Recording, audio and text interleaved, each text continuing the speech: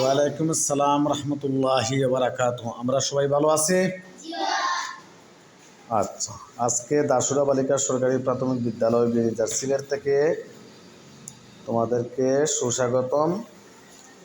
আজকে আমরা যে বিষয়টা পড়ব গণিত, নাকি তৃতীয় শ্রেণীর গণিত। আমরা সবাই বসি। তৃতীয় শ্রেণীর গণিতের আজকে আমরা 51 পৃষ্ঠা আমরা আজকে পড়ব 51 পৃষ্ঠার গণিত। কত নাম্বার পৃষ্ঠা? 51 পৃষ্ঠা। 5-10-1-51। আমরা সবাই 51 পৃষ্ঠায় যাই। গত ক্লাসে আমরা দুই সংখ্যাকে একটি সংখ্যা দ্বারা গুণ করা শিখছি, নাকি? আজকে আমরা তিনটি সংখ্যাকে একটি সংখ্যা দ্বারা গুণ করব।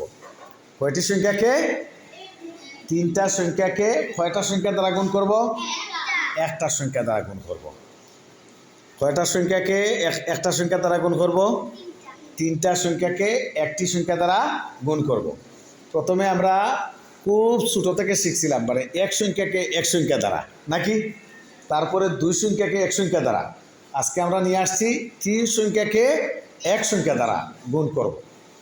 তো আমি বইয়ে একটা উদাহরণ আছে, সেই উদাহরণটি আমি বোর্ডে লিখলাম। বইয়ের উদাহরণটা হচ্ছে, দেখো, 231 গুণ 3 সমান ফলাফল আমরা বসাইতে হবে। এই অঙ্কটি আমি তোমাদেরকে আজকে 1, 2, 3, 4টা পদ্ধতিতে অঙ্কটি আমি শিখাবো। ছেলে, এদিকে বোর্ডের দিকে তাকাও। কয়টা পদ্ধতিতে শিখাবো? 4টা পদ্ধতি। জোরে কথা বলতে হবে। কয়টা পদ্ধতি? চেষ্টা করবো 4টা পদ্ধতিতে তোমাদেরকে শিখাবো। যার যে পদ্ধতিটা ভালো লাগবে সে সেই পদ্ধতি অনুসরণ করে অঙ্ক করতে পারবে। প্রথমে আমরা এই অঙ্কটিকে আমরা যোগ পদ্ধতিতে করব। দেখো, এখানে আমি যোগ পদ্ধতি লিখছি, নাকি? এবার আমরা ওই জায়গায় যাই। দেখো, একক 231-এর ডান থেকে আমরা সবাই গণি, বলি একক, দশক, শতক। আমরা সকলে জানি এককের মান 1, দশকের মান 10, শতকের মান 100। শতকের ঘরে কত বসছে? 2। 2 মানে কত বলো তো? 2 মানে এই লিখলাম আমরা 200। আমরা কি লিখলাম? 200। এখন 200। তারপরেরটা হচ্ছে, দেখেন, 200-রে আমরা গুণ করতাম কত দিই? 3, মানে 3 বার। তাহলে 200 আমরা কবার লিখছি? একবার, দুইবার, 3 বার। এই 3টা 200-রে আমরা যোগ করে 0 0 0 0, 2 আর 2 4 আর 2 6। তাহলে ফলাফল হচ্ছে এখানে 600। এবার যাই আমরা দশকের ঘরে কত আছে, দেখো, 3। দশকের ঘরে কত? তাহলে 3-এর মান কত? 30।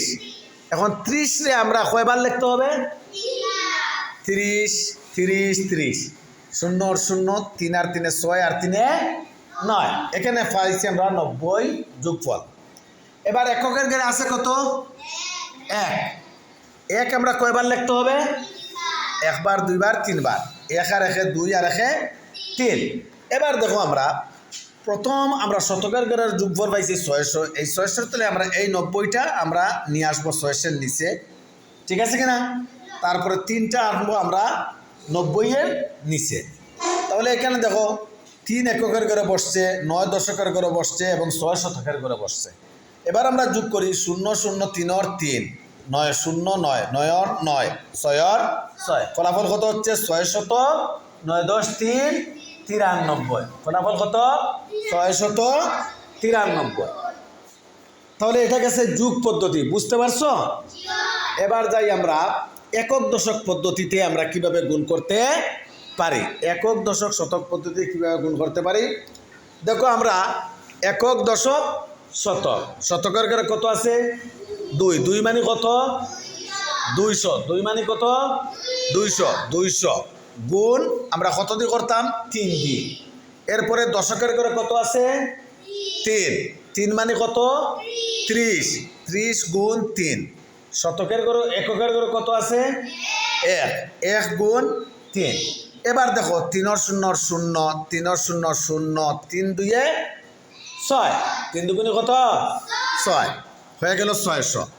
আবার দেখো, 30-রে 3 দিই, 3 0 0, 3 3 9। 90। আবার 1 রে 3 দিই, 3 একে 3।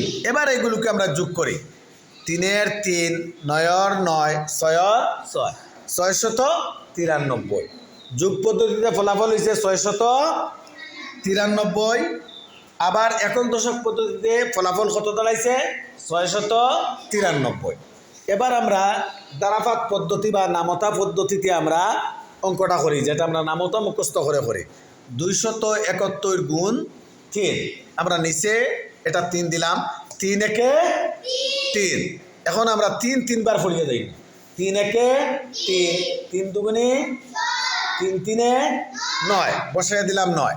এখন 3 2বার পড়বো, 3 একে 3 দুগুণে এই 6 বসাইলাম, 693।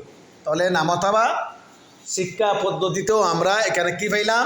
693। এবার আসি আমরা আরেকটা পদ্ধতি। এই পদ্ধতিতে দেখো, প্রথমে 231, প্রথমে 2 টান আমরা এই জায়গায় দিলাম, বাম থেকে ডানে পাশাপাশি 2 টান দিব, খুব কম জায়গা খালি রাখে।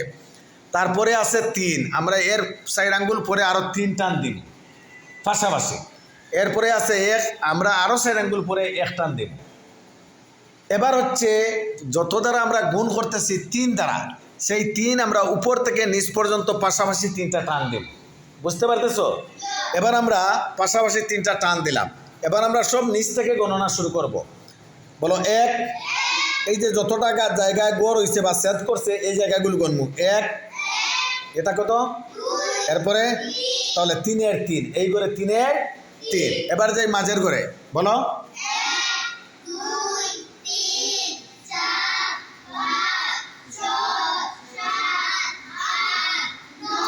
তাহলে 9 আর 9। এবার যাই উপরের ঘরে,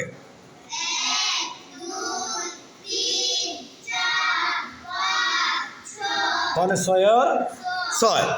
এবার এখানে গণনা কীভাবে হবে? একক দশক শতক।